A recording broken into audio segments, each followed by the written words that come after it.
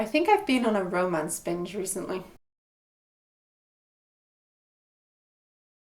Hi guys, welcome back to my channel. If you're new here, welcome. On this channel we post writing tips, book reviews, unboxings and the occasional vlog. Today I have the first series book review. The series we're going to discuss today is this one here, which is Caraval by Stephanie Garber. It is a YA fantasy romance set in a magical world. It sort of reminds me of Alice in Wonderland, but with a lot more frilly dresses and really delicious sounding desserts. I think both these girls have a sweet tooth. So the book I finished this year from the series was Finale, which is my 10th read of 2021. After finishing this book, I thought, what's the point of telling you guys about Finale if you don't already know about Caraval and Legendary? Hence why this is my first series review. As it is a series, I will do my usual spoiler alert when there could be spoilers, but also I'm going to count the blurbs of the second and third book as spoilers. I will write down the timings underneath of when those blurbs come up in case you haven't read them but you do want to hear the blurbs anyway, so you can just hop straight to those times. And I will of course put the time below of where to go to if you don't want any spoilers at all. If you have read this series or you do just want to hear about it, then stay tuned and we'll go through each one. First off, Caraval. I'll read you guys the blurb. Remember, it's all a game. What happens beyond this gate may frighten or excite you, but don't let any of it trick you. Once a year, the infamous Master Legend hosts a Caraval, open only to those who have been invited. This year, the week-long game is on Legend's glittering Isla de los Senos, where the winding streets are elaborate snow-covered maze and the people are never who they seem. At midnight on the first day, the show begins and the visitors become players. Each of them is vying for the coveted prize, a single wish. All they must do is unravel the mystery of Caraval, but in a game where danger hides behind every charm and smile, winning isn't without loss, and their wish might be their last. Cecilia Ahern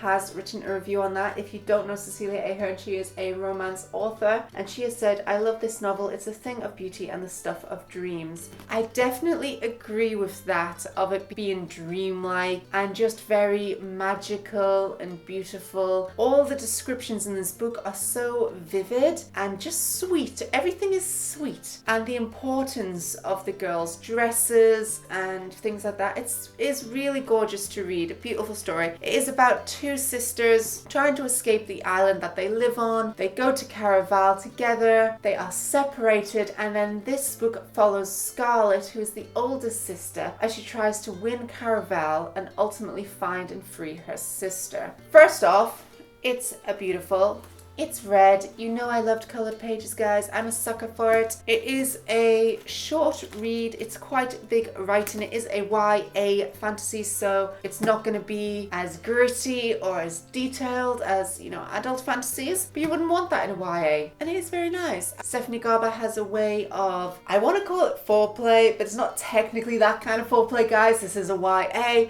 but she's very good at being very tantalizing and teasing. That being said, she does a lot of telling instead of showing. It's all a lot of I felt, they saw, they tasted, instead of just showing us these things. But she pulls herself out of this because this book is definitely what I'd recommend to research if you want to learn how to write through the thoughts of the character. Although she tells a lot, the thoughts of the character aren't told, and that saves her from this book being her telling a story instead of showing. She shows through the thoughts of the characters and therefore gets away with it, in my opinion. Each to their own, of course. It didn't stop me in Caraval from enjoying the book. An example of the beautiful writing in this, and I don't believe this is a spoiler, it doesn't tell you anything about the story, but on page 70 it says, "For a brilliant moment Scarlett glimpsed the other side of a passionate sky made of melting lemons and burning peaches." It's just such a sweet and innocent and yet flirtatious way to describe just the sky. That's the style of writing you'll see in this book. It's so beautiful, flirty, innocent, sweet. Everything's just so sweet, and that is really nice about it.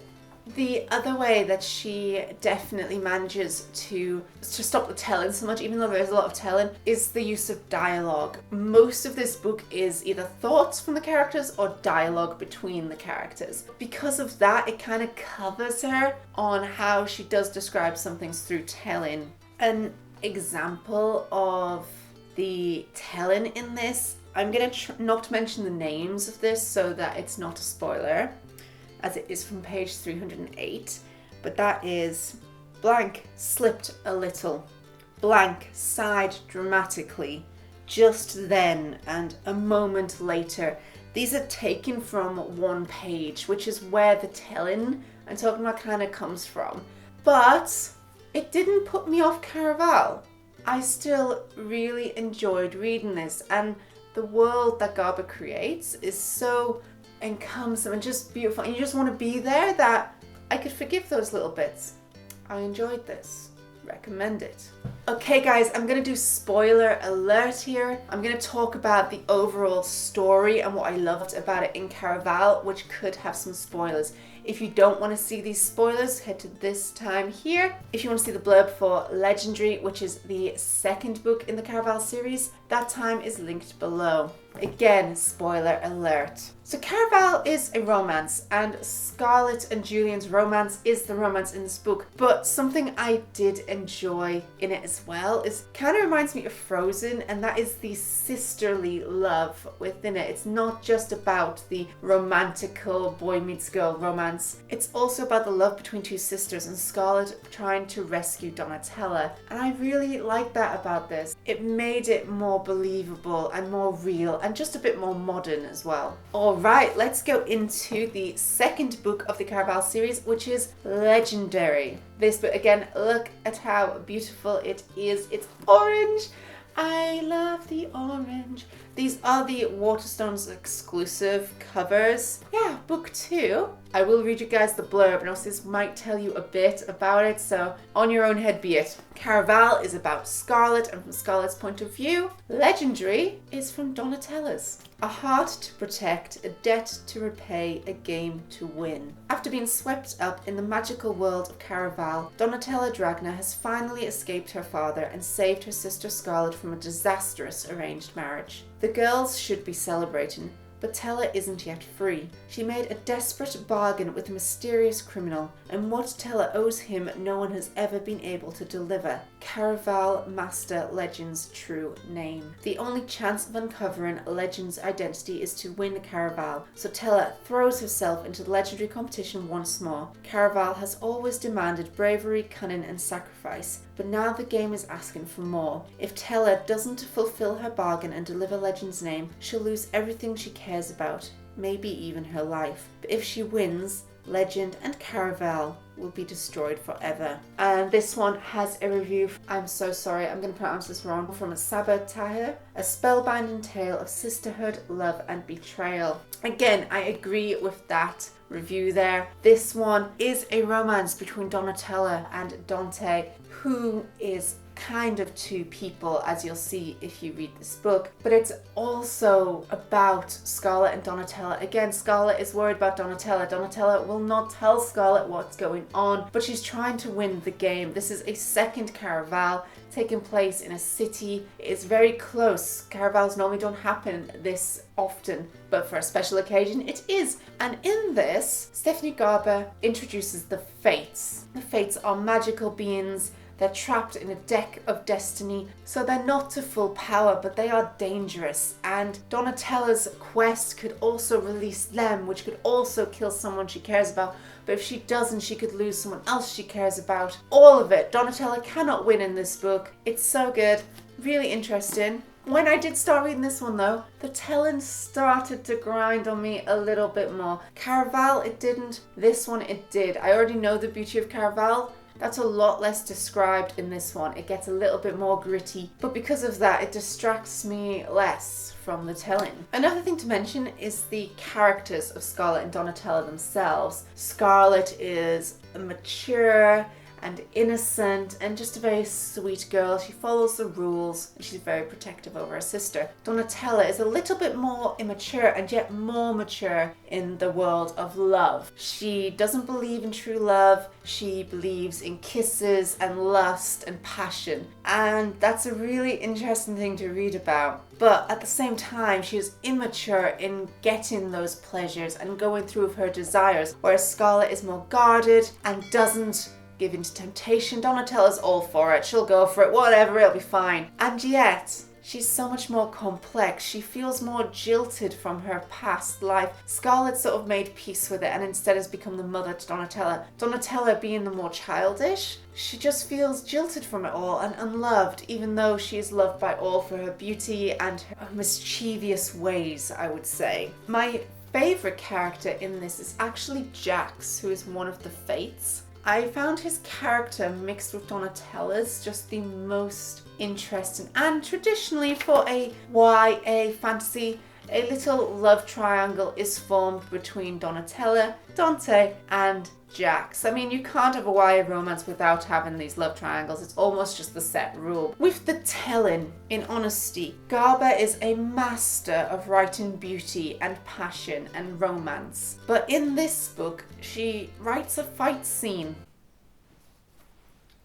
I didn't enjoy it. Fight scenes are different to romance. Romance is all about the thoughts and the feelings. Whereas a fight scene, you want speed, quick turnover. Do you want pain, brutality, just instant scene, one after the other? The weapon touch in this, the sound, the smell, the pain. It shouldn't be a long thing generally unless it becomes a chase scene as well. You shouldn't have that many thoughts and feelings unless you're in hiding during the fight. In this, she's never hid. She's full pelt in the fight, so how is she having thought processes? Unless it is, you know, your life flashing before your eyes and things like that. Wasn't a great fan of the fight scenes, but I still enjoyed it. Not as much as Caraval, but I did still like it. And that brings us to the third Caraval book, Finale. This one, I couldn't get the colours. I don't know if I didn't wait long enough or what, but it's boring, normal pages. I was so disappointed about that, but superficial, not about the book. If you're joining us for this blurb, listen to the blurb and then skip to this time here to go to my overall view of the series. If you're just continuing to watch, I'll read you guys the blurb and we're going to the final book of the Caraval series. A love worth fighting for, a dream worth dying for, an ending worth waiting for. It's been 2 months since the Fates were freed from a deck of cards. 2 months since a legend claimed the throne for his own, and 2 months since Tella discovered the boy she fell in love with doesn't really exist. With lives, empires and hearts hanging in the balance, Tella must decide if she's going to trust Legend or a former enemy. After uncovering a secret that upends her life, Scarlet will need to do the impossible, and Legend has a choice to make that will forever change and define him.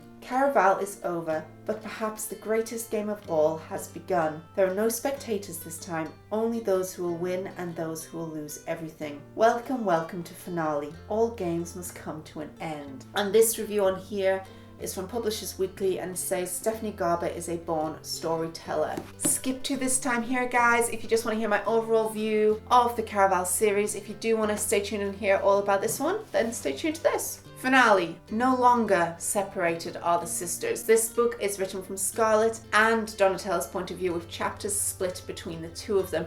It's a little bit more hefty, but again, it's a YA, so it has big writing in it. It is still a romance between Donatella and Dante, who at this point we now know is Legend. It is still a romance between Scarlet and Julian, who have just got back together. It is still a love triangle between Donatella, Legend and Jax, as Jax has fallen in love with Donatella. The Fates have been released. Donatella has released her mother. The Fates are going to be wreaking havoc upon the city. It is no longer a story of Caraval. Caraval is not taking place in this book. It is now not a game. It is a fantasy adventure about trying to stop the Fates from ruling the world, to save Legend from himself, and for Scarlet to learn the truth about who she really is. The telling got me on this one a lot. It took me a few more pages to get into it. It did come out very quickly after Legendary. There wasn't that much time between Legendary being released and this one. I don't know if it was rushed through and therefore wasn't edited as much, or or if it is just now that Garber doesn't have the magical world and the passion quite so much, if it grinded on me more. It is still magical though.